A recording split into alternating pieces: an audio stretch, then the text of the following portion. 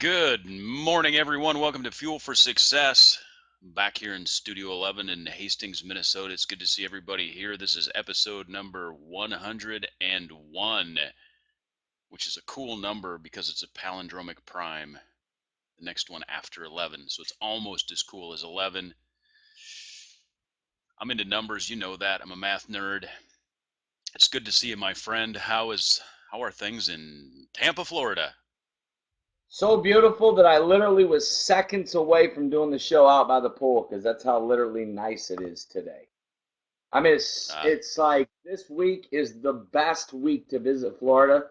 This is our best weather week that we've had in a long time. Literally, the weather is just perfect. I mean, it's perfect. That's just all there is to it. It's perfect, man.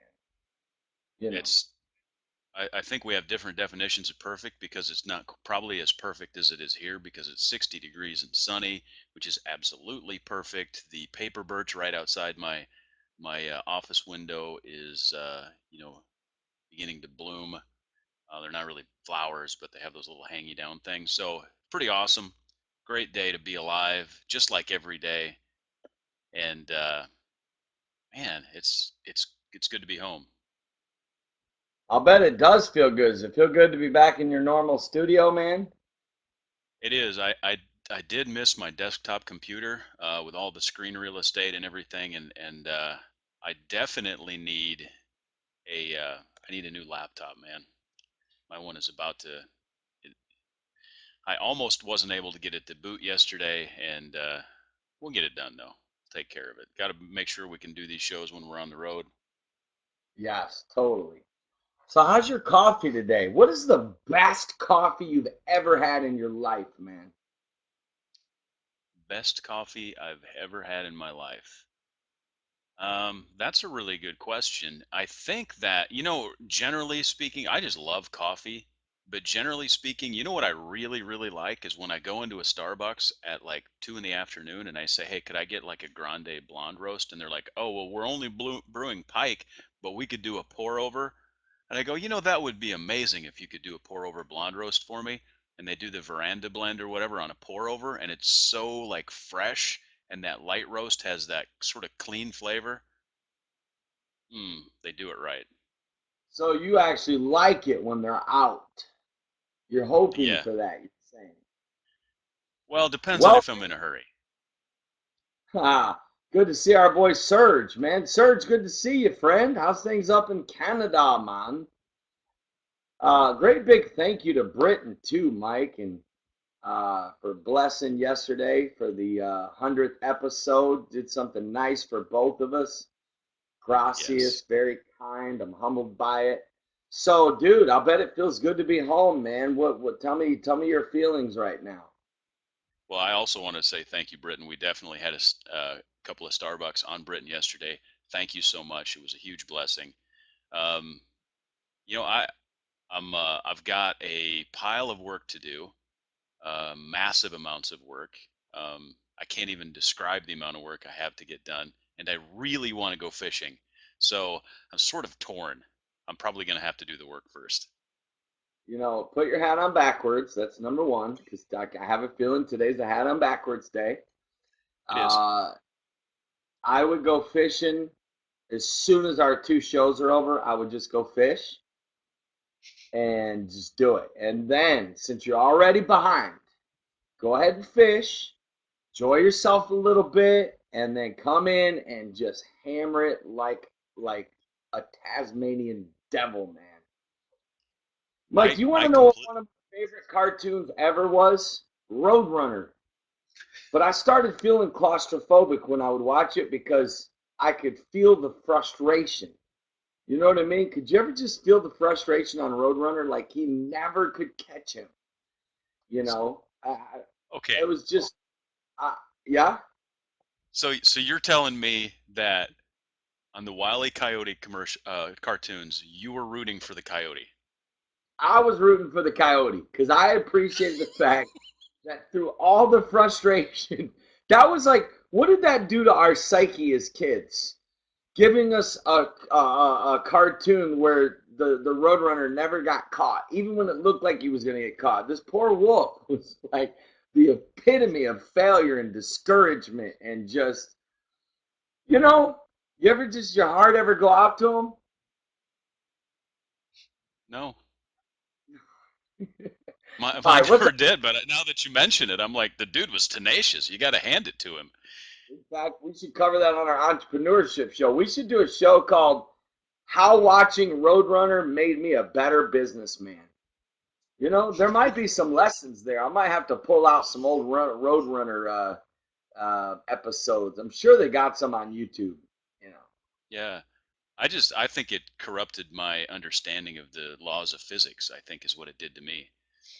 Um, you know what ruined me? MacGyver. MacGyver ruined me because I literally thought of myself as a MacGyver, and I got myself in so much trouble because of it. I'm like, you know what? These shows are not good. mm, yeah, Popeye you're got right. me. Popeye was genius. You know why Popeye was genius? Tell me. Because literally it motivated. We need more cartoons like Popeye. It motivated me to eat spinach. That's why I love spinach to this very, very, very day. Like it's subconsciously because I grew up on Popeye. I watch Popeye every day, and you know what? There's something about just the subconscious of seeing the spinach and how it made him strong. Like literally, I would like ask my mom all the time for spinach. I would like insist that we had spinach with dinner. You know, think about the power of cartoons. Nowadays, That's cartoons true. are corrupting our kids. Yeah. Yeah. Do you think in 25 years there'll be two guys on a talk show talking about lessons they learned from SpongeBob? I don't think so. I don't know, but SpongeBob Cool Pants has the coolest theme song. I'm all about the theme songs too, and I appreciate SpongeBob's theme song. Oh, you I know what can't else remember I how it love? goes. You want to sing it I'll for tell me? you another thing. It was Tom and Jerry. That's another one. Tom and Jerry. Jerry was a beast, man. Anyway, Jason's wanting us to get back on track here. We've completely lost it. Today's about spirituality. All We'll right, talk about Serge. Saturday morning cartoons. I got a new one, Serge. You'll appreciate this as a Canadian. I now wake up to the national anthem. Like that's the song that I wake up to now. It's something that just puts me in like that mode, you know. So I wake up to the Star Spangled Banner myself. Gets me in the That's mood. cool. That's better, isn't it, Serge?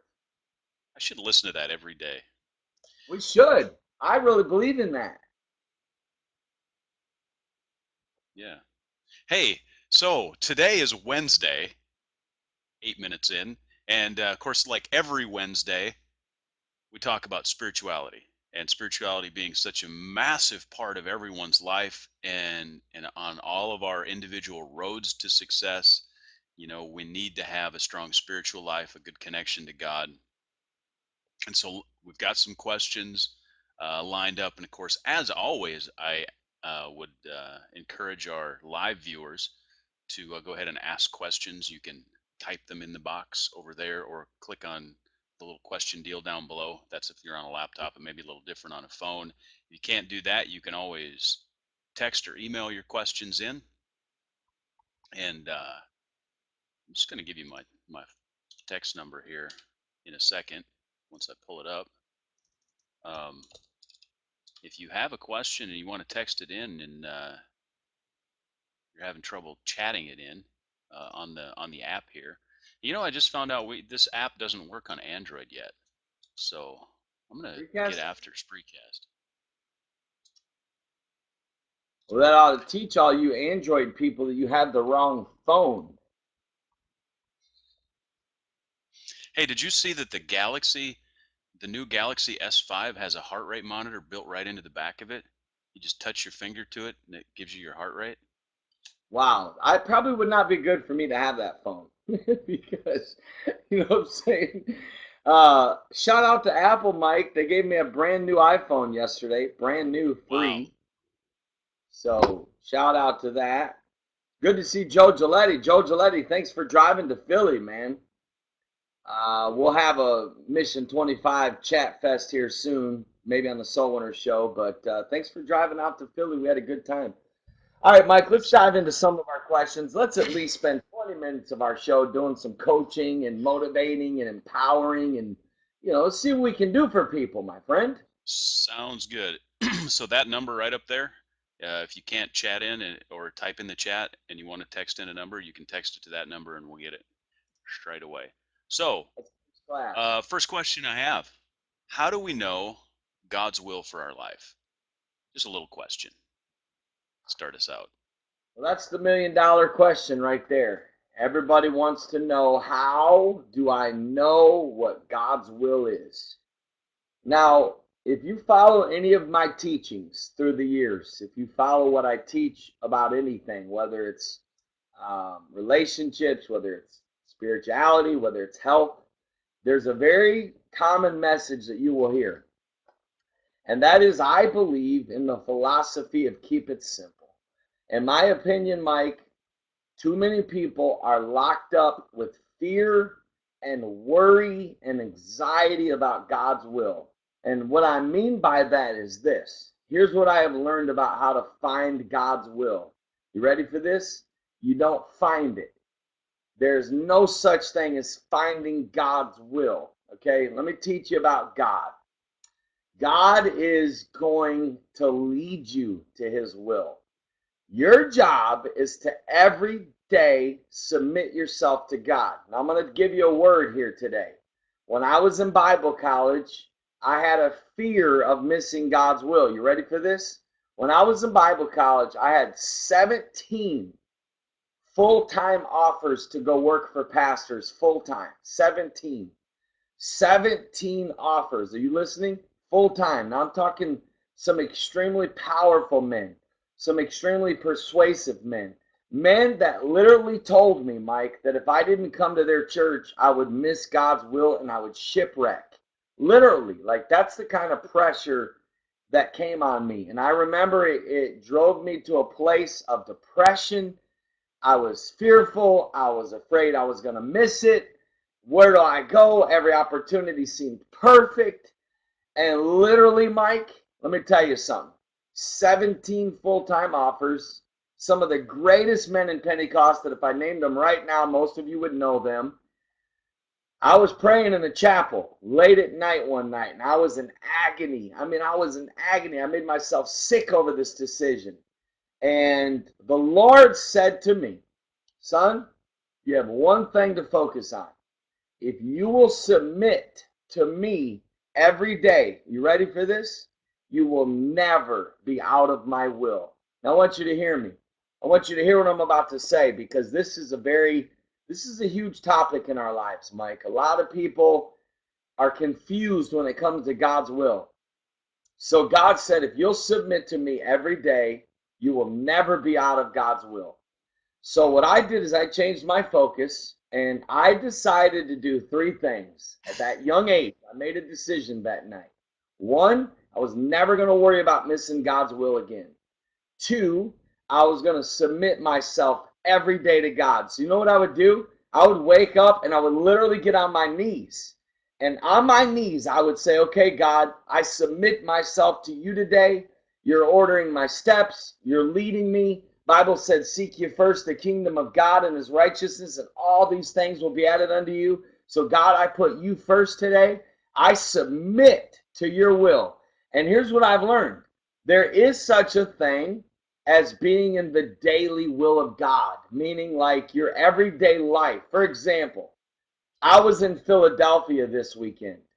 You ready for this? I did God's will in Philadelphia. I did God's will yesterday in Tampa, Florida. In a couple of weeks, I'll be in Columbus, Ohio. I'll do God's will there. God's will is first and foremost that you put him first, and then that you become a soul winner. There's nothing higher in God's will than you praying and winning souls and being effective for his kingdom. Now, you ready for this? People say, well, is it God's will for me to go to this church? Or is it God's will for me to move? Is it God's will for me to quit my job? Is it God's will for me to sell my truck? Is it God's will for me to let my son go to this college? You know, there's teenagers out there that are struggling between 2 or 3 colleges. and they're in high school right now and they're in agony over it. Like, what college should I go to? What is God's will? And so here's the secret. The secret to life is we're supposed to live in the now. You ready for this? We're supposed to live in the now. Like, literally, God doesn't even want us worrying about tomorrow. In fact, God said, don't even take thought for tomorrow. Like, we're supposed to do our best right now. And if it's God's will, like for me to, like, for example, I'm not traveling every week as an evangelist right now. I haven't been for a couple of years, actually. And I'm in God's will. Like, I'm 1,000,000,000% in God's will. In fact, I feel like I'm doing more for God now than what I've ever done. So, but if it's God's will for me to start traveling again, guess who's going to know it? I will know it. This is what I tell people all the time. Don't sweat it. You're going to know God's will. Trust me, you will know it. But what's gonna hinder you from knowing it is getting all locked up with fear and worry and anxiety, and getting all into the future and losing your focus. And what happens when you give into all these negative emotions, worrying about God's will, it takes you out of the now. It takes you out of your focus of what you're supposed to do right now. Mike, dude, we could literally talk the whole show about this. I got a lot to say about this because I've walked it and I've helped a lot of people. You got to realize I was in youth ministry for 10 years. I pastored 5 years. I've had to have a lot of conversations with people centered around God's will. So you ready for this? So I had 17 offers to go be in full-time ministry. You know where I ended up? I ended up in a church of 20 in Vicksburg, Michigan, my friend. And I lived in a Sunday school room and had to work 2 jobs. So talk to me about God's will now. So, I turned down all 17 of those offers. Mike Baird will remember. And I moved in, literally lived in a Sunday school room and worked 2 jobs. And I was in God's will. It was God's will. It was literally God's will for me to do that. He led me there. He ordered my steps. So live by this, and I'm going to let Mike say some things because I really could just go off right now, but I'm going to end it with this. Live by Proverbs 3:3-5. Live by it. Memorize it until you can quote it in 50 languages. Get it so in your spirit. Trust in the Lord with all your heart. Lean not to your own understanding. There's the number one problem we have right there, is our own understanding. We want to figure everything out. We want everything to make sense. We want everything we want to understand everything. We want to be able to explain it to our mom, right? You can't explain it to your mom sometimes. You can't explain God's ways and God's will to your close friends sometimes. Sometimes you just got to lean out into your own understanding and just trust in the Lord with all your heart, like all of it. If all your heart is trusting in God, that means there's no room for fear, worry, anxiety, stress. Why? Because all of your heart is trusting God. And what did he say? Lean not into your own understanding. In all your ways acknowledge him. All your ways. Literally. Every decision, acknowledge God. God, give me wisdom for this decision. God, you ready? You know what I use for God's will? Let me tell you what I use. You ready? The open and closed door. If you'll literally hand it to God and say, God, if this is not meant to be, close the door so tight that even if I wanted to open it, I couldn't. Or God, if it's meant to be, open it so big that all I got to do is walk through it, right? Like, I live by the open and closed door philosophy when it comes to God's will, okay? And then he said, lean on your, in all thy ways acknowledge him. He shall direct thy path. So the discussion is over. God shall direct your path. You're going to marry who you're supposed to marry. You're going to be in the ministry you're supposed to be in. You're going to land in the church you're supposed to be in. You're going to do the things you're supposed to do. And you ready, Mike? You've seen this with your own eyes. God's will sometimes just unfolds as you continue to work. Just like Mike and I work ourselves to death trying to train people, right? And last night we felt like we tapped into God's will. Why? Because it was unfolded to us. We hit something last night that we thought, you know what, Mike? We missed it a little bit. because we got into our own understanding, right? And we kind of missed something that we felt like God had given us. And the last thing I'll say is, like, for example, Mike, I mean, I literally I tell people all the time, who I'm supposed to marry, I'm going to marry. I'm not worried about it. God's already got that taken care of. It's going to happen. So I'm not worrying about, oh, I'm going to find the right one or my ministry, my future. People, are you going to pastor again?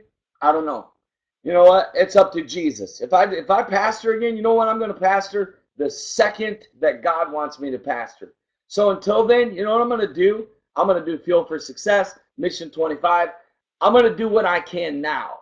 I know I try to answer this in like 10 minutes. It's really an hour long discussion, but that's my 10-minute answer. Mike, why don't you go off on this a little bit, share some of the insights that you've got on that, my friend? Well, you're right. I could actually ask you about 10 follow-up questions based on what you just said. But one of the things that, and I love what you said about Proverbs 3 and those verses in Proverbs 3. And if you really want to sort of see an example of that in action, go ahead and open your Bible to Judges 6 and read about Gideon and the things that he did. And, from the prophets of Baal and his sacrifice being consumed, right, and the prophets of Baal not, then the very next thing he did, and a lot of people when they talk about God's will, they immediately go to Judges 6 and talk about the fleece that Gideon put out.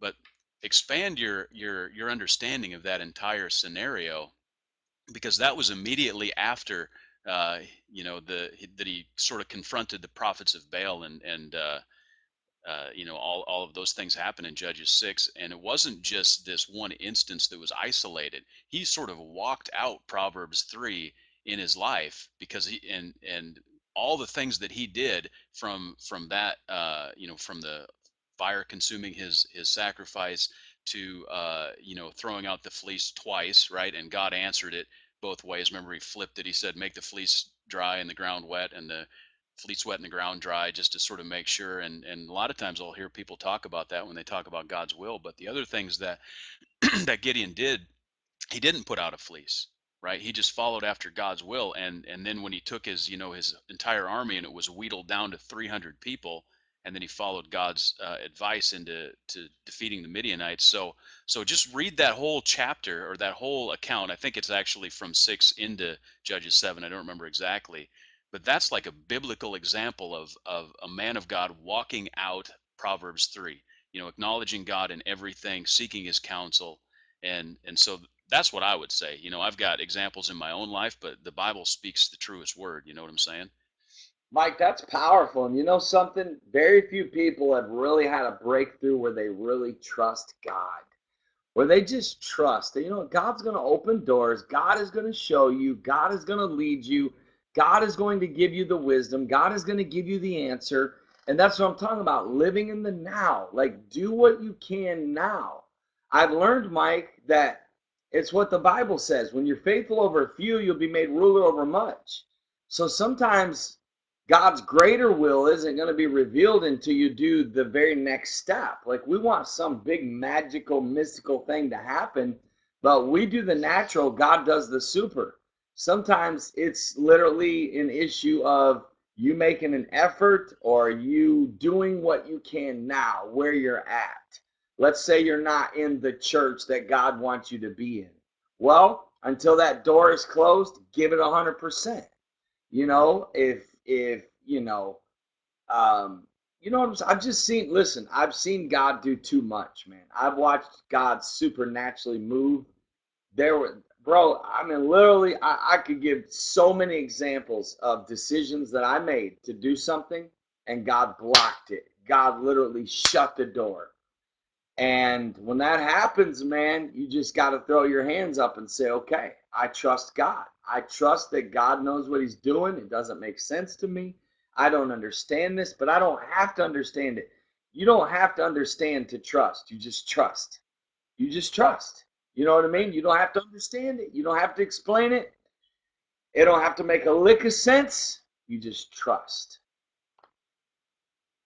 That's good. Hey, want to just acknowledge some of the comments that are coming up here. I love Britain. I appreciate your honesty about that. And she said, when her child had cancer, that God used that to help her understand that she could trust him in everything. And I also really like what Betsy said, that a lot of times we're so focused on the big thing that we miss all the little steps along the way. That's powerful right there, and that's the absolute truth. We need to, and like Matt said, every day you wake up and submit to God, and God will direct your steps, right? And don't be thinking about, oh, where am I going to end up in 5 years, and be so focused on that that you miss everything between here and there. It unfolds, Mike. Listen, it unfolds. You ready? When I was in Bible school, I was taking people to the streets on Friday nights, leading street meetings. And look at what's unfolded from that, from Soul Winners Boot Camp to Mission 25. Like, God just takes you, God just leads you. It unfolds. He begins to take you to greater things when you're faithful in small things. So, Yeah. you ready for this? Everybody say this out loud where you're at. You ready? Everybody say, I am in God's will. Like, you're in God's will. If you're not in God's will, He's your dad. He's going to instruct you. He's going to lead you. He's going to say, okay, you turn to left. I intended for you to turn right. No biggie. Learn from it. Let's go back over here to the right. That's all. See, so many people are afraid of God. It comes back to trust. I believe, Mike, when I blow it and miss it, God's over it in seconds. God Yeah. teaches me and says, Matt, you really missed this one, son. You really blew it here. Learn the lesson quick and get over it. And then don't stay in this pattern of bad decision making and insanity. If you blow it, be quick to admit it and be quick to correct it. If you did something you shouldn't have done, or you wandered from God's will, just get back on track, but don't beat yourself up. You're in God's will right now. It's, Somebody asked, I believe it was Christy, what does a closed door look like? You ready for this, Christy? Here's what a closed door looks like. Nothing you can do about it. Nothing. Like, in all of your wisdom, if you had all the money in the world, if you had all the power in the world, there's nothing you can do to fix it. The door is closed. And that's happened in my life on a couple of occasions where God literally shut the door. I mean, it's happened in relationships. I'm talking God slammed the door shut. And when God shuts the door, don't ever touch the knob, my friend. Accept it. Say, man, I don't understand this. It hurts like crazy, but God shut that door. I'm moving on. I'm trusting God. Remember, God never says no to what He don't plan on saying yes to something better. So if God says no, smile, because He's saying no for a reason. He sees down the road. He sees the end from the beginning. God knows where you need to be. God knows what you need to be doing. Mike, I honestly believe, like, there's days, I told my son last night, driving home from the game. You still there, Mike, or did I cut out? yeah, I'm here. Good. Oh, no, I just didn't know if I cut out. I told my son, I said, man, there's times I miss pastoring so bad that I ache inside. But you know something? I look back on that and I think to myself, God sees what we don't see. I honestly believe that God uh, pulled me out of pastoral ministry to save my health and my life and to help me heal and to just, what I'm saying? Being the type of pastor that I was, there's no way that I would have healed the way that I've healed or rested the way that I've rested. So God knows. You got to just accept that. God knows. God knows what He's doing. A couple of follow-up questions from our viewers. Christy also asked, "What about the what about seeking wise counsel?"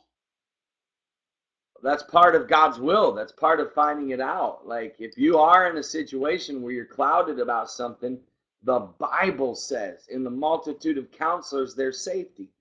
I've got about 3 to 5 people that if I ever need to make a decision, like, I'll give you an example. This happened to me like 6 months ago.